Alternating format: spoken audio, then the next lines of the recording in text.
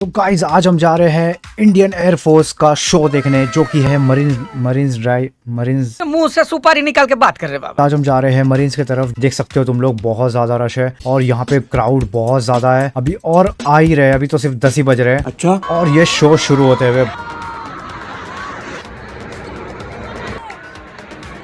और ये मैं क्यूट सा, और ये काफी तेजी से जा रहा है। ओ भाई साहब, एक सेकंड, ये कौन सा प्लेन है? और ये बहुत सही हार्ड बनता हुआ।